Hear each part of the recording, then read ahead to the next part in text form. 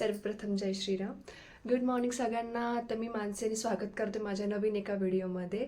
तर आज आहे महाशिवरात्री आणि महाशिवरात्रीच्या तुम्हा सगळ्यांना खूप खूप शुभेच्छा. Bhole Baba bless you to all. Happy Mahashivratri. तर आता बघा मी अशी तयार झालेली आहे. आज आहे संडे. आज ऑलमोस्ट सगळ्यांचाच उपवास असतो, तसा माझा पण उपवास आहे. काल सगळं पूजेचं सामान आणलं आहे आणि आम्ही आता चाललो आहोत दर्शनाला, म्हणजेच महादेवाची पूजा करायला. तर असं म्हटलं जातं आजची 4 प्रहरमधली पूजा आहे. तर मी पण ट्राय करते की माझीही 4 प्रहरमधली पूजा पूर्ण व्हावी. तर बघूया आता महादेव माझ्याकडनं आजची महाशिवरात्रीची पूजा सक्सेसफुली कंप्लीट करून घेतील असा माझा विश्वास आहे.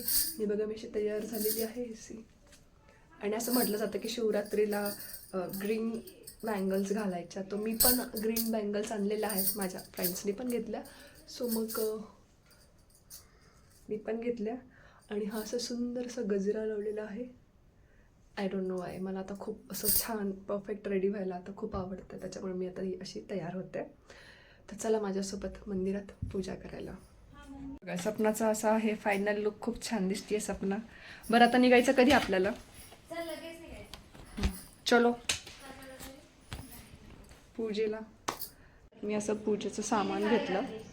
यात आधी मी ब्लिंकिटची बॅग घेतली होती, पण मला काय ब्लिंकिटच्या बॅगवर भरोसा नाही आहे, म्हणून मग बरं आहे आपलं आपलं कापडी पिशवी. सो गाईज आम्ही चाललोय पूजा करायला महादेवाच्या मंदिरात. इथं जवळच आहे, बिना चपलीचं चाललोय. बघा मी पुढे, सपना मागे, 3 नंबर विशाखा आहे. विशाखाला थोडं अनकम्फर्ट होतंय चालायला, बट इट्स ओके. बघा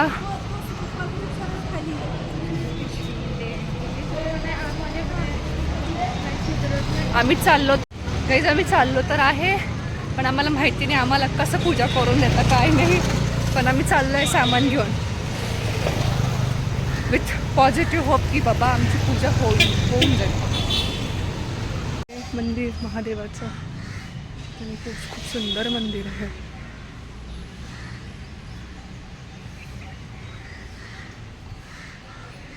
माझी पूजा वगैरे झालेली आहे. तर हे मंदिर आमच्या घराच्या 7-8 मिनिटाच्या अंतरावरच आहे. आम्हाला वाटलं होतं की महाशिवरात्रीनिमित्त आमची व्यवस्थित पूजा होते का नाही, पण खरंच खूप छान पूजा झाली. जे आम्ही अर्पण करायला महादेवाला घेऊन गेलो होतो ते सगळं आम्ही अर्पण केलं. थोडी नंतर गर्दी झाली, पण जेव्हा आम्ही होतो तेव्हा गर्दी नव्हती. आता गर्दी वाढत चालली. आणि हे बघा हे आहे महादेव. हर हर महादेव. आणि हा बघा हे असा मंदिराचा परिसर. खरंच खूप छान मंदिर आहे. ॲक्च्युली हे देवीचं मंदिर आहे आणि शेजारी महादेवाचं मंदिर. हे बघा ही देवीची मूर्ती, खूप सुंदर अशी मूर्ती आहे. तर मी आता थोड्या वेळापूर्वी मंदिरातून घरी आले आणि घरी आल्यावर मी बनाना आणि मलिक घेतलं. त्याच्यानंतर माझं साईड बाय साईड माझं ऑफिसचं काम पण चालू आहे, ते पण करते आहे. तर ना मला तुमच्यासोबत एक गोष्ट शेअर करायची होती शिवजीबद्दल. खरं सांगायला जर गेलं ना तर मी महादेवाला कधीच मानत नव्हते. मानायचं इन द सेन्स की मी शिवजींच्या कधीच मंदिरात जात नव्हते लहान असताना. ही गोष्ट माझी आई पण तुम्हाला सांगेल, इव्हन माझे फॅमिली मेंबर्स पण सांगतील की मी महादेवाच्या मंदिरात कधीच जात नव्हती. त्याचं न जाण्याचं कारण असं की मला लहानपणापासूनच शिवजीच्या मंदिरात जायला फार भीती वाटायची. जसं नागाचा जे फणा असं असतो ना तर शिवजींवर, तर मला असं वाटायचं त्याची फार भीती वाटायची. मला असं वाटायचं मला कुठून टसतो का काय, म्हणून ह्या भीतीमुळे किंवा काय आय डोंट नो, पण मी तरी मंदिरात जातच नव्हती. खूप रेअरली गेलेली आहे. कधी फॅमिलीसोबत असेल किंवा कोणी फोर्स केला असेल तर मी रेअरली फक्त असं, पण ते कधीच असं आपण म्हणतो ना की देवाबद्दल ते कनेक्शन आपल्याला फील होतं, ते कधी मी स्वतःहून मला कधी ते फीलच होत नव्हतं. I don't know why. तर मग मी कधीच जात नव्हते. मी जायला लागले जेव्हा माझी केदारनाथची टूर झाली त्याच्यानंतर. त्याच्या आधी असं काही नाही, मी पूजा वगैरे करायची, असं लांबूनच पाया पडायची, पण अशी गाभाऱ्यात जाऊन शिवजीवर पाणी टाकणं, त्यांची पूजा अर्चा करणं हे मी कधीच केलं नाही. ऑफिसचे कॉल येत आहे मध्ये मध्ये, तर तिकडे लक्ष देणं जरा गरजेचं आहे. हेच कम टू द पॉईंट. जेव्हा मी लास्ट टाईम केदारनाथला गेली होती, तर केदारनाथची जी आम्ही ट्रेकिंग स्टार्ट केली 6 वाजता आणि पोचलो 9:30 वाजता. जवळजवळ 14 तास कंटिन्यू चालवत होती. आणि ती ट्रेकिंग अशी नव्हती चालत चालत जसं आपण सरळ डोंगर चढत जातो तसलं काही नव्हतं. ते चढायचं उतरायचं चढायचं उतरायचं, झिगझॅग टाईप. आणि जर सरळ चालत असताना तर काही वाटत नाही, पण चढणं उतरणं आणि कमरेची पूर्ण वाट लागून जाते. म्हणजे ट्रेकिंग एक साईडला आणि केदारनाथ जाणं एक साईडला. हा माझा पर्सनल एक्सपिरियन्स आहे. सरळ मधला रस्ता जातो तो खूप चांगला असतो, म्हणजे व्यवस्थित असतो. जर तुम्ही माझे ब्लॉग बघितले असतील तर मध्येच पाऊस, मध्येच थंडी, मध्येच ऊन, म्हणजे कळतच नव्हतं की बाबा काय होतंय. आणि प्रत्येक ठिकाणी असं वाटायचं की कुठंतरी वेगळ्याच ठिकाणी आलोय आपण, थोडं थोडं चालत पुढं आलं का. आणि असं म्हटलं जातं की ही ट्रेकिंग 21 किलोमीटर आहे, बट असं नाही आहे. ही ट्रेकिंग खूप जास्त आहे. आपल्याला असं वाटतं की नाही बाबा आत्ता मंदिर दिसतंय, नंतर मंदिर दिसतंय, पण तुम्ही कितीही चालत जा मंदिर दिसतच नाही. मंदिर डोंगराला नाही आहे, तर मंदिर डोंगराच्या पायथ्याला आहे आणि ते मंदिर दिसत नाही. शेवटी 2 किलोमीटर जेव्हा आधी राहिलो, मी गिवअप केलं होतं चालणं आणि माझ्याच्याने चालणं होणार नाही असं मला वाटत होतं. माझ्या आजूबाजूचे जे पण माझे ट्रेकिंगसोबत आम्ही म्हणजे सोबतच गेलतो ना पूर्ण टूर, त्याचं झालं की बाबा आता कशाला गिवअप करते. मग त्यावेळेस मी माझ्या आईला पण फोन केला की मम्मी माझ्याच्याने नाही होते, मी करूच शकत नाही, आता जाऊ शकत आहे, थोडं पण एक पाऊल पण माझं पुढं नाही जाते. 2 किलोमीटर आहे ना, लिटरली रडत होती मी, खूप रडत होती. 2 किलोमीटर कंटिन्यू माझ्या डोळ्यातून पाणी येत होतं. एक पाऊल पुढे ठेवला का डायरेक्ट कमरमध्ये पेन होत होतं, चालताच येत नव्हतं. पण जसं चालत आली आणि देवाच्या कृपेने मला एकदम मंदिराच्या जवळच मला रूम भेटली होती. चालत आली तेव्हा जेव्हा मंदिर मला दिसलं आणि त्या क्षणासाठी ना मी किती चालले हे मला आठवलंच नाही. खरं सांगते, माझा पर्सनल एक्सपिरियन्स आहे हा. किती चालले काय चालले मला खरंच काही कळलं नाही. मी रील्समध्ये बघितलं होतं की जेव्हा तुम्ही केदारनाथ चालता, जेव्हा तुम्हाला ते मंदिर दिसतं ना, तुम्हाला तुमची थोडी पण थकावट नाही जाणवत.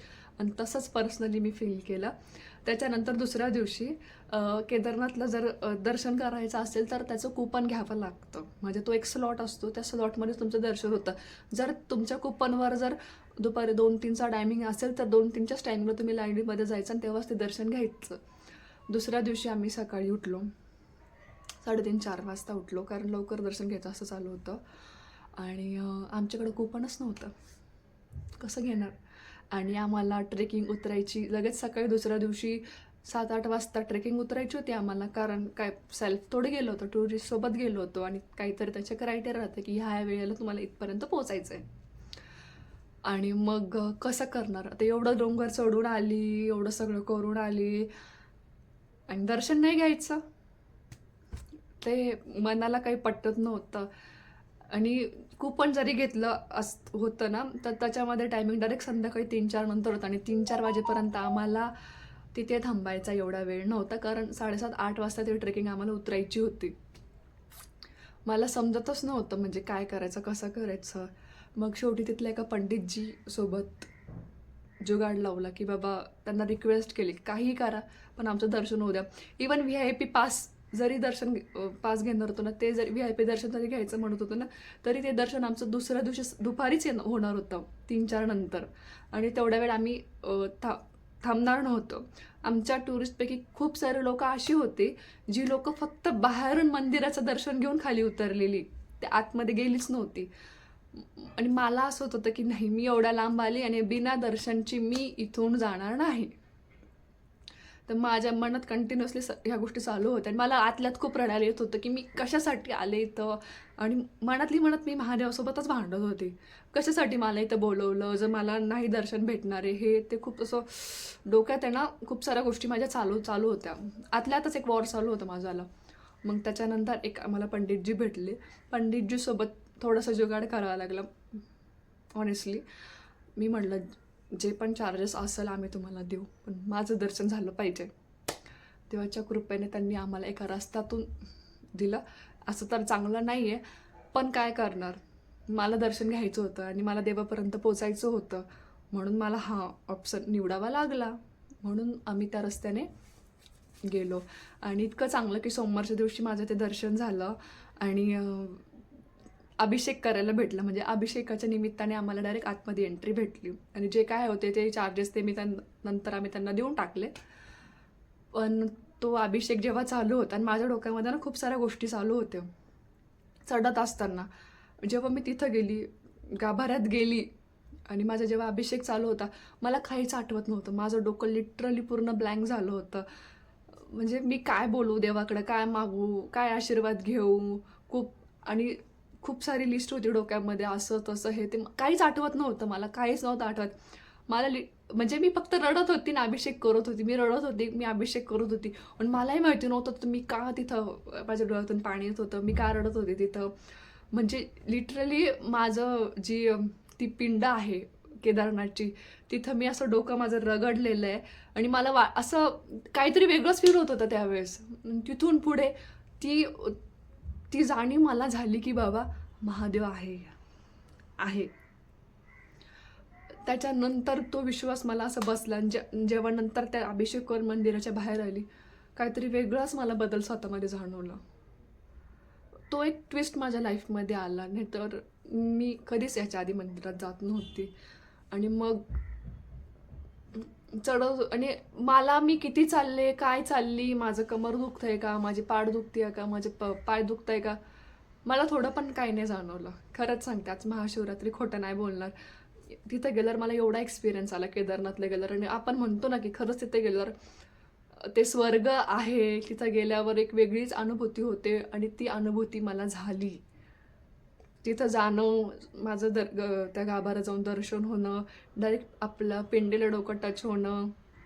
असं 5 ते 10 मिनटं मी तिथं त्या गाभाऱ्यात बसली असत. एवढं सुंदर माझं दर्शन झालं आणि त्याच्यासाठी खूप खूप थँक्यू बाबा केदारनाथ. मी अजूनही त्याच्यासाठी त्या गोष्टीसाठी ऋणी आहे. आणि मला कधी कधी आठवलं का, अशी कधी कधी बसले का, मला ते माझं दर्शन आठवतं की किती छान ते दर्शन झालेलं.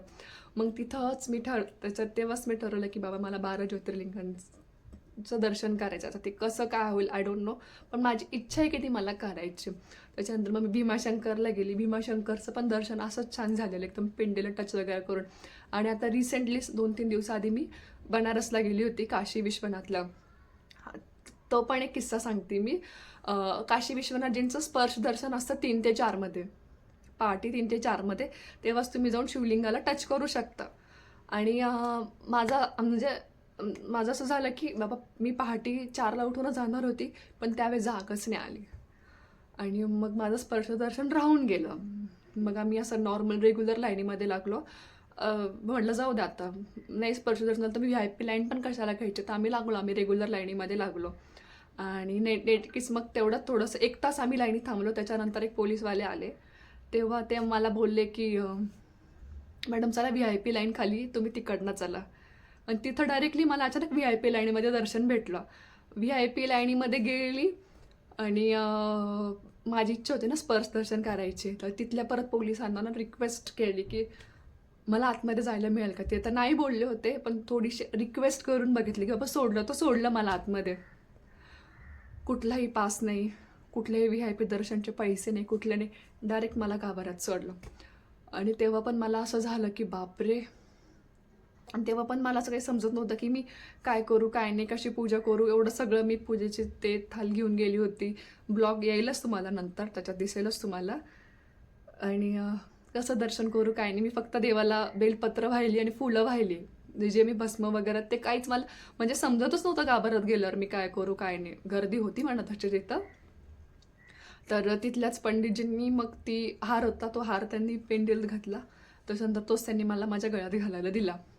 तर तिथलं पण दर्शन असं अनएक्सेप्टेड झालं माझं. जसं केदारनाथचं झालं ना, तसं इथलं काशी विश्वनाथजींचं झालं दर्शन. की म्हणजे कसं देव स्वतःच त्यांच्याकडनं माझे दर्शन करून घेऊ राहिला. आणि होप सो माझी जी इच्छा आहे 12 ज्योतिर्लिंग पूर्ण करायची, ती अशीच पूर्ण हो. तर असा हा माझा ओव्हरऑल एक्सपिरियन्स होता. जे काही मला अनुभव आले ते मी तुमच्यासोबत सांगितलेले. असे बरेच सारे छोट्या छोट्या गोष्टींमध्ये पण आलेले, अशा लाईफमध्ये पण काही काही गोष्टी माझ्या अशा झालेल्या आहेत की तिथे मला अनुभव आलेले आहेत. आणि अशाच गोष्टींमुळं मी अजून कनेक्ट होत चालली आहे शिवजीसोबत. आणि आता एवढं सगळं सांगायला बसली तर बराच व्हिडिओ लेंदी होईल, पण मीच अशी प्रार्थना करते की अशीच माझ्याकडनं महादेवाची सेवा हो, बाकी दुसरं काही नको. मला माझ्या 12 ज्योतिर्लिंगांचे जे स्वप्न आहे ते लवकरात लवकर पूर्ण हो. हर हर महादेव. सुचवलं आता मी परत माझं काम करते कंपनीचं, भेटते नंतर, बाय. सो गाईज मी आली आता किचनमध्ये, कारण माझ्या पेटूमध्ये खूप अशी गडबड होती आहे. म्हटलं चला काहीतरी बनवूया. तर मी बनवत आहे रताळ्याचा शिरा. त्याच्यासाठी मी रताळे उकडून कुकरमधून ते स्मॅश करून घेतलेले आहे आणि आता आपण क्विक शिरा बनवूया. Let's go. चलो, तर हा सगळा पसारा तुम्ही इग्नोर करा आणि माझ्या रेसिपीवर फोकस करा. सगळ्यात आधी मी टाकलं आहे घी म्हणजे तूप. तुम्ही तुमच्या ह्याच्यानुसार जसं आवडेल तसं तूप टाकू शकता. मला आवडतो तूप आणि माझा चमचा आता खराब चमचा माहिती नाही कुठे गेला म्हणून मी असं टाकते इथे. आणि आता आपण ह्याच्यामध्ये हे भाजून घेऊया.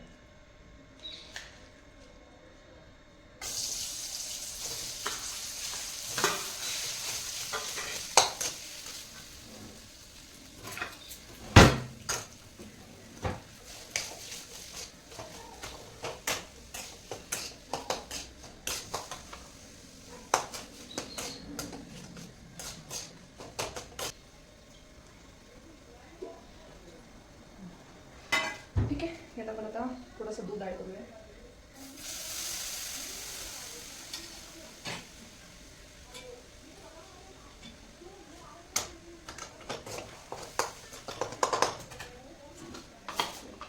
हे बघा, मी साखर ऐवजी तांदूळ घेऊन आली आहे.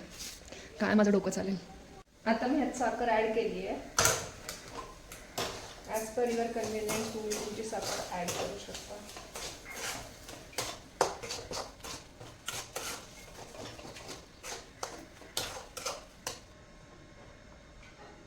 अशा प्रकारे आपला हा शिरा झालेला आहे. Now it's time to taste.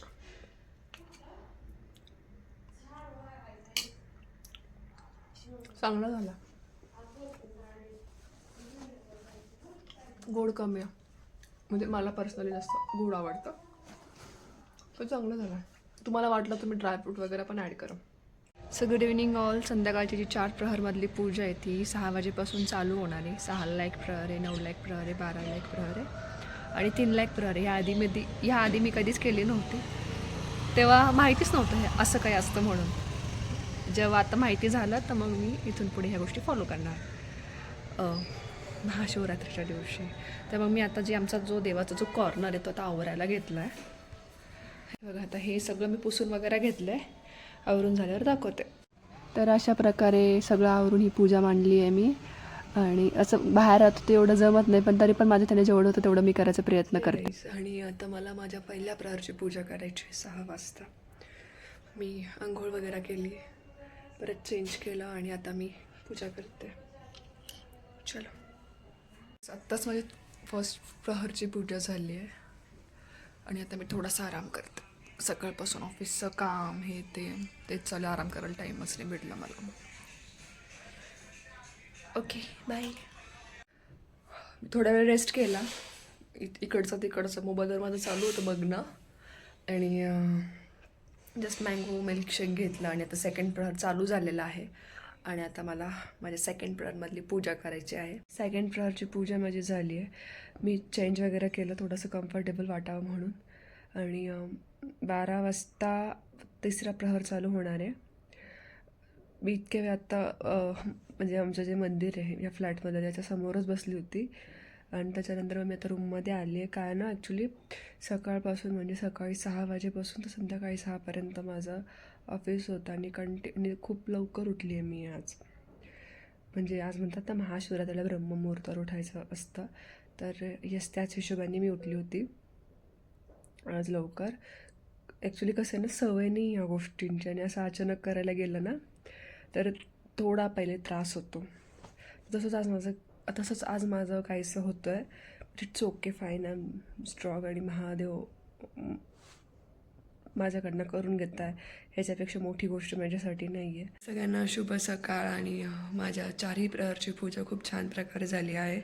3ऱ्या प्रहरला मी उठले होते, पण मी काय व्हिडिओ शूट नाही केला, बिकॉज माझ्या आईजवर खूप असा स्ट्रेस येत होता, तर माझी तेव्हा इच्छा नाही झाली शूट करायची. मी उठले, माझी पूजा केली, थोडंसं नामस्मरण केलं. आणि असं नाही की पूर्ण रात्र जागली, नाही, मी पूर्ण रात्र नाही जागली टू बी ऑनेस्ट. मी थोडा वेळ अशी झोपत होते. जेव्हा जेव्हा मला वाटलं नाही की आता झोपायची गरज आहे मला, तेव्हा मी झोपत होते. आणि जेव्हा मला जाग येत नव्हती, म्हणजे झोप येत नव्हती, तेव्हा मग असं नाम चॅन्टिंग करत होते मी. सो अशा प्रकारे माझं महाशिवरात्रीचं हे जे व्रत आहे ते पूर्ण झालेलं आहे. तुम्हाला मी दाखवते. आरती झाली आणि ही माझी आहे पूजा. सकाळी सकाळी काही नैवेद्य नाही बनवला, तर मग फक्त दुधाचा नैवेद्य दाखवला. तर अशा प्रकारे इथेच मी थांबते आणि हा ब्लॉग मी इथेच एंड करते. सो चलो, भेटूया नेक्स्ट ब्लॉगमध्ये. बाय.